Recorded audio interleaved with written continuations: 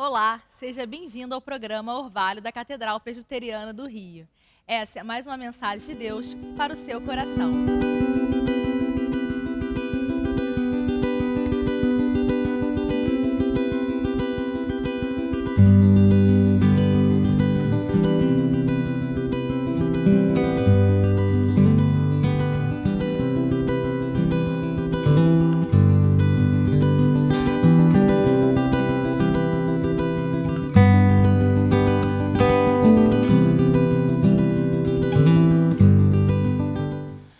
Meus irmãos, na estrada da salvação, como nós começamos a estudar na semana passada, nós começamos a ver a estrada do novo nascimento com Nicodemos. Falamos que o novo nascimento ou a regeneração é um ato da graça de Deus aplicando e promovendo em nós a mudança na nossa natureza caída.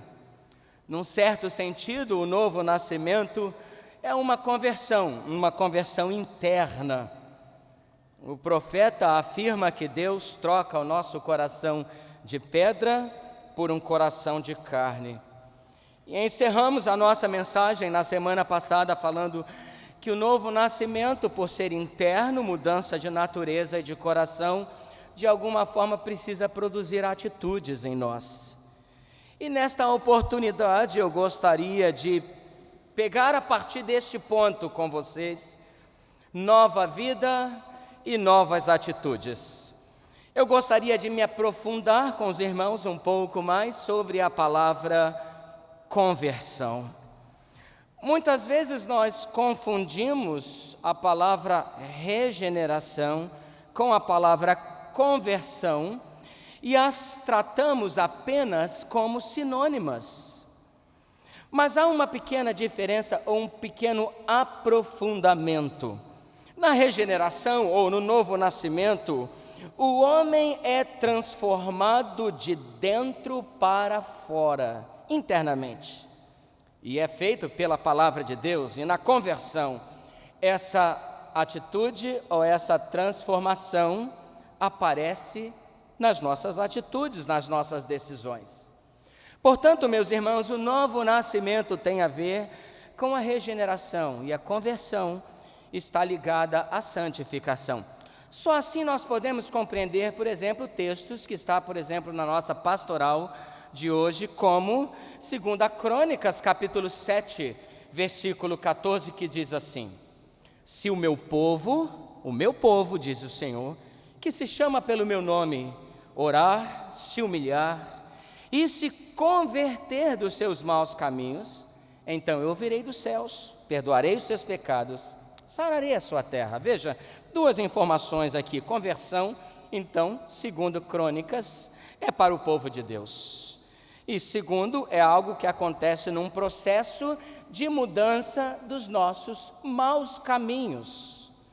Eu acredito que o episódio ou os episódios de Nicodemos e Zaqueu tem algumas coisas em comum. Nicodemos foi procurar Jesus à noite e foi exortado a nascer de novo. Nos escritos de João, mesmo convencido e profundamente impactado com aquele encontro, Nicodemos continua a manter-se no anonimato. Diametralmente oposto, Zaqueu foi procurar Jesus em pleno dia, e não somente isto, ele se expôs totalmente, ele subiu à árvore a fim de ver o Senhor.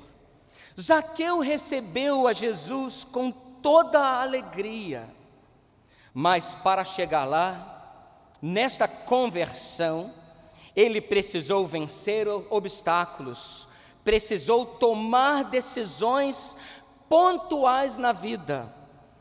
Vivemos num período em que a fé cristã, período que nós passamos a chamar de pós-moderno, que já também ficou para trás, já estão dando outras nomenclaturas para esse período, mas nós vivemos num período em que a fé é vista como um grande teatro, onde podemos assistir às ações de Deus passando. Por isso, nós insistimos com vocês de que os nossos internautas, de que nós não estamos assistindo algo, nós estamos participando, nós estamos adorando.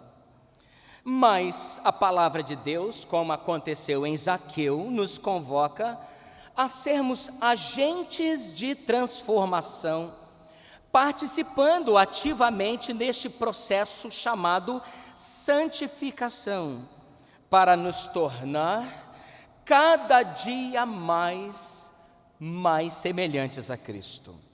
Há, portanto, na história de Zaqueu, 3 palavras que eu quero meditar com os irmãos: decisões, obstáculos e recompensas. A vida do homem, tal qual uma corrida, é afirmada em decisões, mas a vida não é uma corrida de tiro curto, de 100 metros, onde você se levanta e dispara para chegar rapidamente no final. Pelo contrário, é uma maratona com grandes obstáculos, e algumas decisões nortearão toda a nossa trajetória. Zaqueu nos ensina, na experiência dele, o Senhor nos ensina que a maior, mais pontual e mais importante decisão da nossa vida é dizer para o Senhor: Senhor, eu resolvo dar.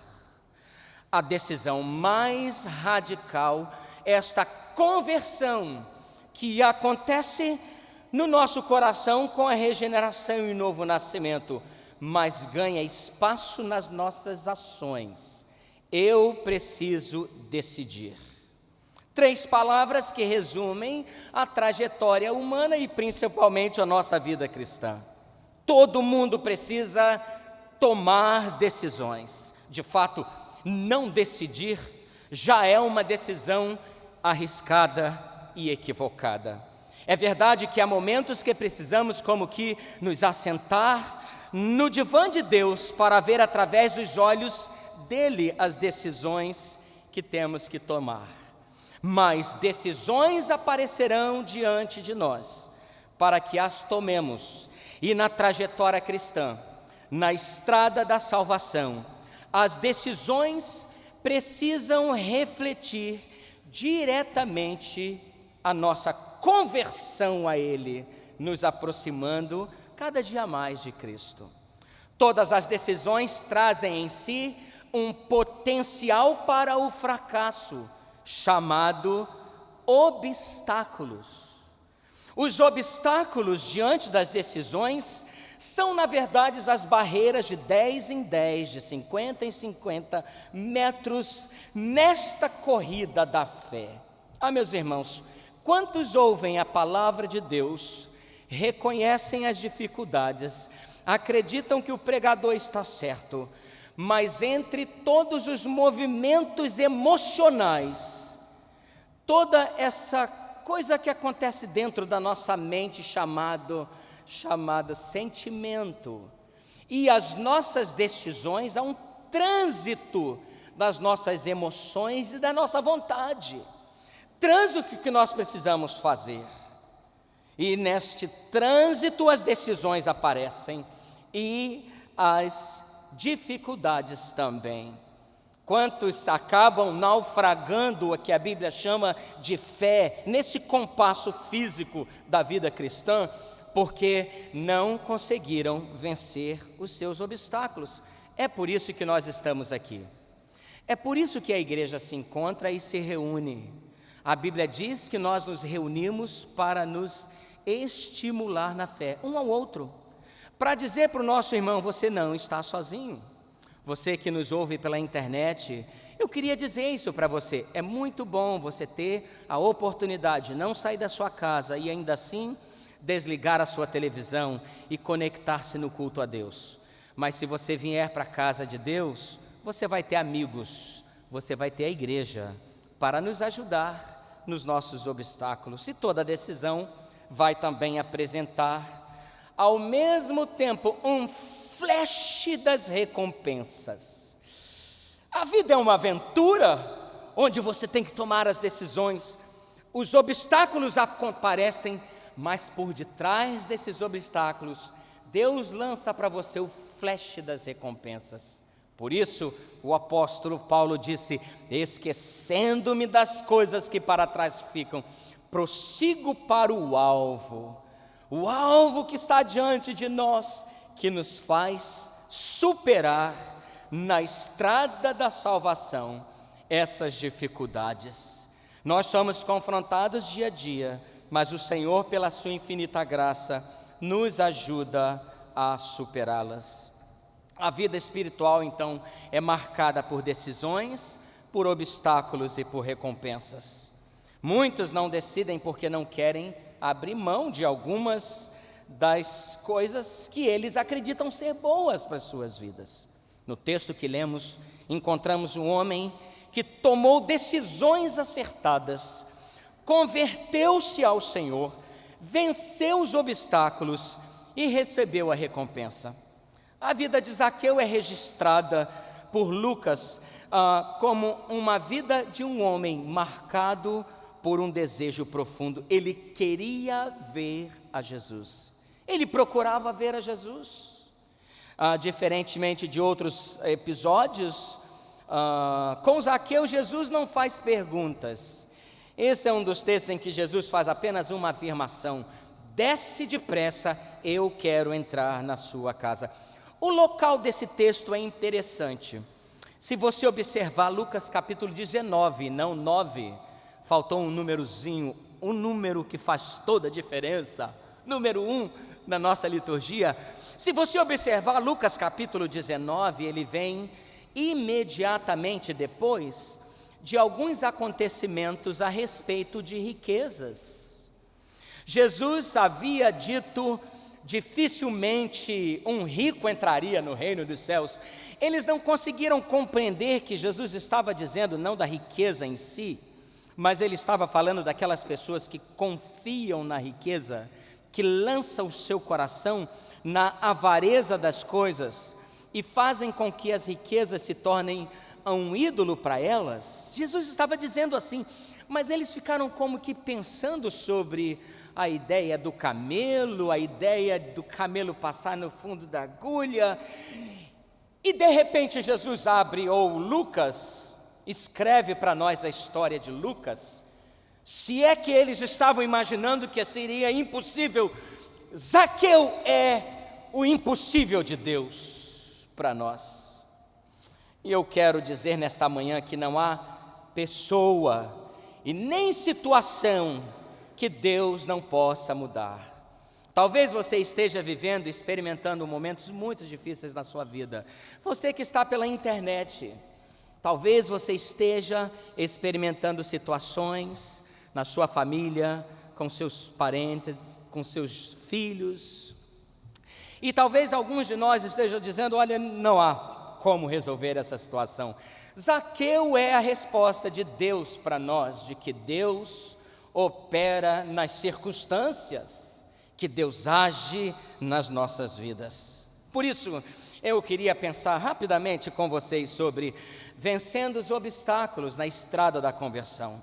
Primeiramente, rapidamente mesmo, eu vou só lançar para vocês, aliás, nós estamos gravando, eu tenho no iPad, meus irmãos, no computador, essas mensagens bem escritas. Daqui a pouco a gente vai começar a colocar no nosso site, a gente vai fazer alguns adendos ali, e você vai ter acesso a tudo isso. Mas eu queria primeiro pensar sobre alguns obstáculos que Zaqueu teve e que nós também podemos, no nosso dia, enfrentar. Primeiro, ele venceu a sua autossuficiência. Ele era rico e de posição diante da sociedade. Ele venceu a sua autossuficiência. Todos nós temos um inimigo que devemos vencer, chamado nós mesmos. Os obstáculos para o Espírito Santo de Deus trabalhar são aqueles que estão dentro de nós. É por isso que o apóstolo Paulo vai dizer que ele esmurrava o seu próprio corpo e o reduzia à escravidão, e que a carne e o espírito militam entre si. Eu não posso negligenciar para vocês as verdades bíblicas e reformadas de que Deus é soberano, Ele efetua em nós tanto o querer como o realizar. Mas também não posso deixar de exortá-los que nesses obstáculos dentro de você, você precisa entregar a sua vida para o Senhor. Você precisa vencer a sua autossuficiência. É preciso, pela graça de Deus, jogar o nosso eu na lona. Mas ele também venceu as suas limitações. Ele venceu não só a sua autossuficiência, as suas riquezas, o seu poder, a sua autoridade, mas ele também venceu as suas limitações. Os fortes também são fracos. Todos os fortes, os gigantes. O que dizer Davi? Encontrou uma fraqueza em Golias que ninguém tinha visto. Nós precisamos vencer as nossas limitações. Enquanto a nossa autossuficiência cai para o lado das deformações da alma impostas pelo pecado, as limitações físicas caem para o lado dessas deformações impostas no nosso físico pelo pecado. Muitas dessas limitações são plausíveis, são coisas que realmente estão lá. Às vezes elas acabam se tornando até muletas para a nossa autocomiseração. Não conseguimos andar muitas vezes, não conseguimos enxergar, não conseguimos ver. As nossas limitações não podem atrapalhar a nossa vida com Deus. Eu gostaria de ter tempo para contar para vocês a história de Montanha, um amigo nosso.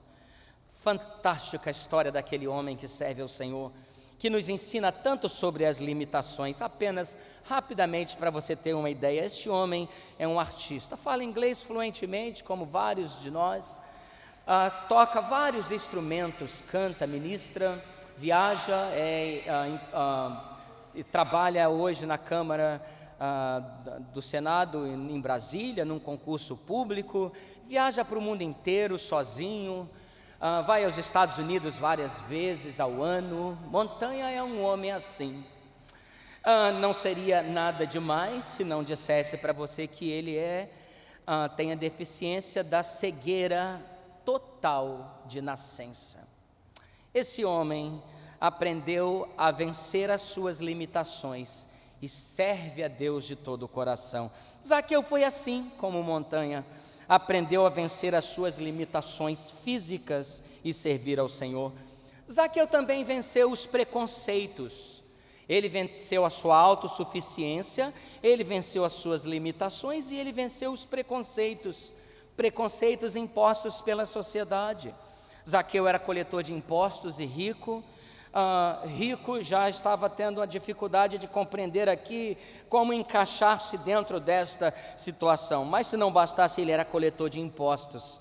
O governo romano contratava dentre o povo judeu aqueles que eram chamados de coletores de impostos, os publicanos, e eles eram odiados pelos judeus porque como contemporâneos também da sociedade, eles tiravam os impostos para passar para o inimigo, para o estrangeiro que dominava o povo de Israel naquela época. Por isso, meus irmãos, esses coletores de impostos eram odiados e colocados e reputados pelos fariseus, juntamente com outras classes, como os párias da sociedade, os pecadores.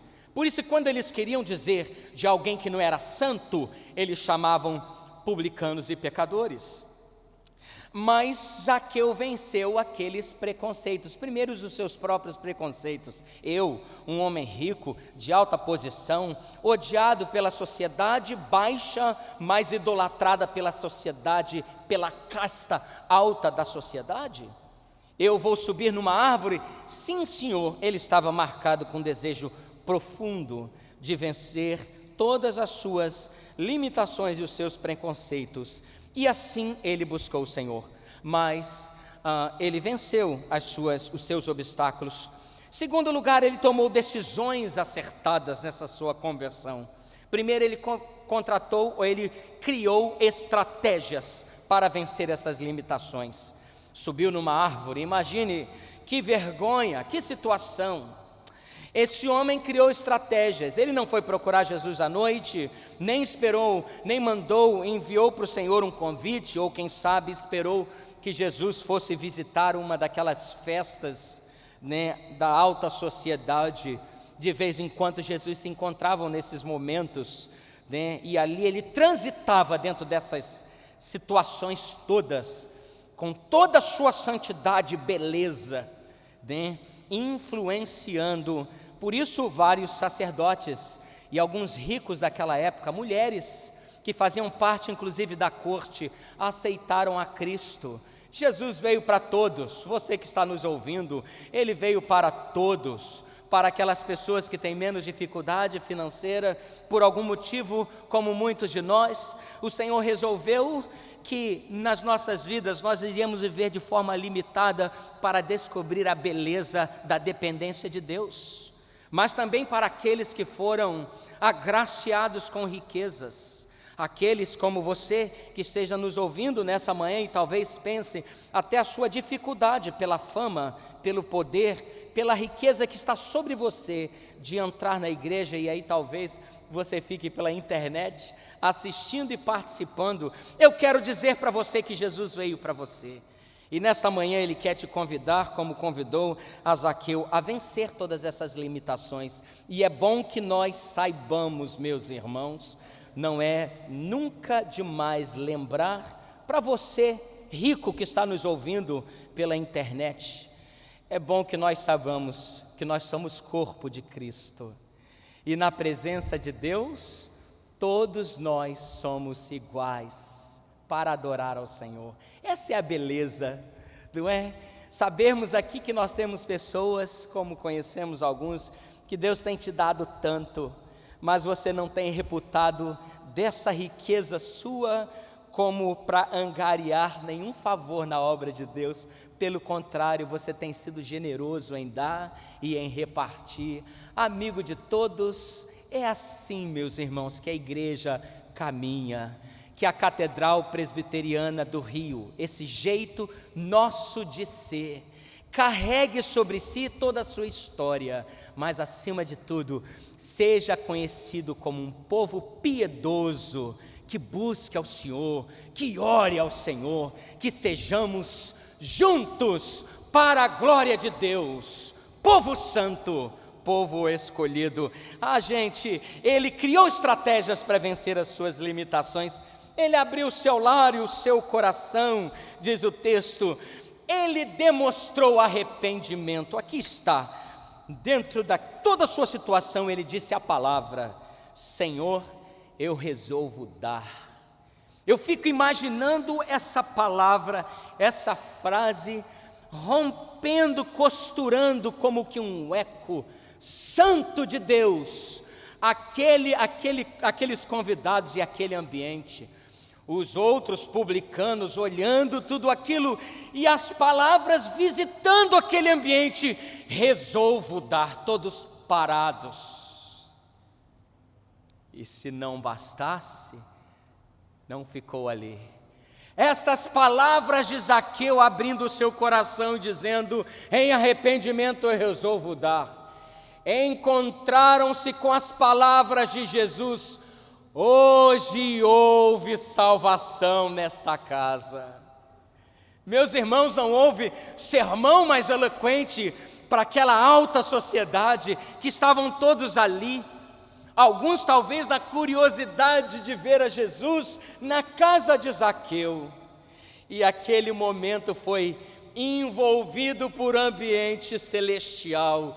Este também é filho de Deus, é filho de Abraão. Meu irmão e minha irmã, a sua vida piedosa em Deus prega mais alto do que as nossas palavras. Lembre-se disso. As pessoas te veem e elas sabem que você anda com Deus, porque você também é filho de Abraão. Ele recebeu recompensas como nós, alegria no coração para a vida presente. Andar com Jesus não é andar de uma forma escatológica. Andar com Jesus não é andar pensando apenas no amanhã. Quando Jesus entra na nossa vida, Ele estrutura o nosso ser. E mesmo quando o que Paulo chama de leves e momentâneas tribulações aparecem, Ele faz redundar em peso de glória. E aí você pode experimentar já nesta vida a alegria da salvação. Aquela paz que o mundo não pode dar, a paz que excede todo o entendimento, que suplanta a nossa compreensão finita humana e invade o nosso ser, alegria no coração para o presente. Talvez você que esteja nos ouvindo pela internet, eu queria lembrar você disso. Sabemos, meus irmãos, que nós temos vários irmãos da igreja que estão participando conosco. Essa semana eu conversei com alguns, nossa irmã Febe, por exemplo, seu esposo César, não é? Me lembrem? Ok, César. A irmã Irani também nós fomos visitar, e o seu esposo Hélio. Lembrei bem? Guardei, Hélio. Eles participam conosco, mas sabemos também que outras pessoas participam.